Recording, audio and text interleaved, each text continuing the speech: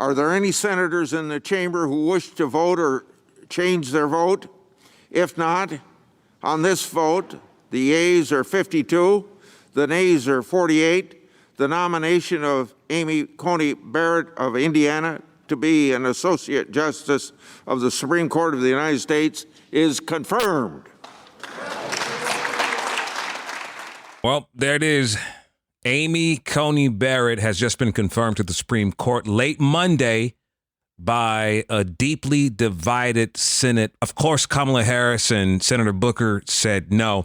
And not only did Hawaii Senator Mazie Hirono say no, she said hell no. I had to amplify it so you can hear it. I want to say hell no. She said hell no. Well, later that evening, Amy Coney Barrett was sworn in as an Associate Justice to the Supreme Court. By guess whom?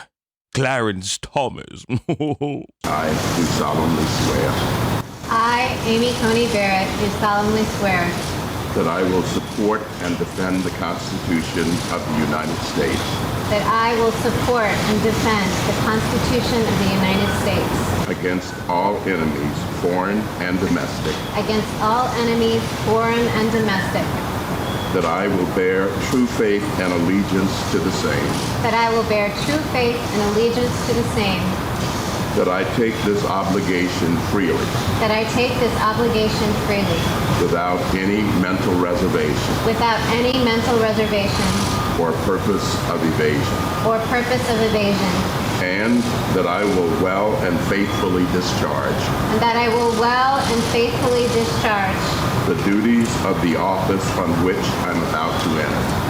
the duties of the office on which I am about to enter. So help me God. So help me God.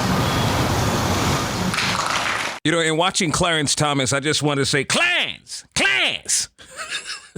Right after she was sworn in, she was whisked away by Trump as they walked up the stairs to the White House with the American flags draped behind them as they stood in the center for the photo op, playing God Bless America, you know, Let Freedom Ring. I mean, damn, I thought at any minute I'm going to hear Yankee Doodle next. Well, in all seriousness, we have spoken about Amy Coney Barrett more than we've spoken about any Supreme Court justice in a long time, for good reason. Ruth Bader Ginsburg's story was just being retold to so many people. You know, this is very controversial because Ruth Bader Ginsburg just died. And out of respect, you think that they'd wait until after the election, then hold this process. They couldn't wait because Trump may not be in office, but we got to get her in right now. That's scary for a lot of people, and especially the LGBTQ community. This was actually during the confirmation hearing. Senator Blumenthal asked Amy Coney Barrett a simple question, and she couldn't answer. Lawrence v. Texas, which held that the government cannot criminalize gay and lesbian relationships. Was it correctly decided? Senator Blumenthal, I've said throughout the hearing that I can't grade precedent in the words of Justice Kagan, give it a thumbs up or a thumbs down. So you can't give me a yes or no answer. Again, forgive me for interrupting, but my time is limited. Well, Senator Blumenthal, I can't give a yes or a no, and my declining to give an answer doesn't suggest disagreement or agreement. That was Senator Blumenthal questioning Amy Coney Barrett during the week of her confirmation hearings. They grilled her on a lot of questions. Now, in the beginning of that, you heard Senator Blumenthal ask a simple question. Do you agree on the government's decision to not criminalize gay and lesbian relationships? It's a simple question. I mean, it's really a yes or a no. But she couldn't answer it. Well, Senator Blumenthal mentioned Lawrence versus Texas. So here's how the story goes. In 1998, 3 men were in an apartment. One was jealous, felt that the other was flirting with the person that he likes. He left to go get a soda, called the police, and said, hey, there are men in there having sex. And that was against state law. Police walk into the door. When sheriff's deputies found them engaged in intercourse, they were charged with a misdemeanor under the Texas anti-sodomy law. They both wound up pleading no contest and received a fine. They appealed, which ruled in 2000 that the sodomy law was unconstitutional. Texas turned around to have the court rehear it, and in 2001, it overturned its prior judgment and upheld the law. Then Lawrence appealed it again, this time to the U.S. Supreme Court, which agreed to hear the case.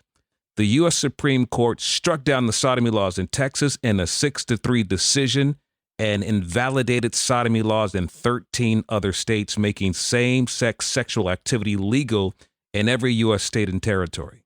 Now, the big deal here is that Amy Coney Barrett admired Judge Scalia because he followed the Constitution to a T. But when he was alive, he angrily warned that if the court was willing to strike down sodomy laws, other state laws on normal choices could soon be lifted, among them gay marriage. He wrote, "State laws against bigamy, same-sex marriage, adult incest, prostitution, masturbation, adultery, fornication, bestiality, and obscenity, every single one of these laws is called into question by today's decision." That's what he said. People thought that maybe Judge Scalia was a little extreme because the world has changed. So it brings me right back around to this. With Amy Coney Barrett being a devout Catholic, she didn't answer the question about Lawrence versus Texas. I mean, she almost emphatically said no without even saying no. She's just been confirmed to the Supreme Court. Pope Francis just became the first pontiff to endorse same-sex civil unions. He said homosexual people have the right to be in a family. They're children of God. You can't kick someone out of a family nor make their life miserable for this. What we have to do is a civil union law. That way they can legally be covered. Of course, not everyone was on the same page. Conservative Bishop Thomas Tobin of Providence, Rhode Island said, "The church cannot support the acceptance of objectively immoral relationships." So you can see that the Catholic Church is divided at this point, and Americans are afraid what happens now since Amy Coney Barrett has been sworn into the Supreme Court. Well, listen, that's all I got in my notebook for Rick Party's Notebook. News from around the world and in our communities from my perspective.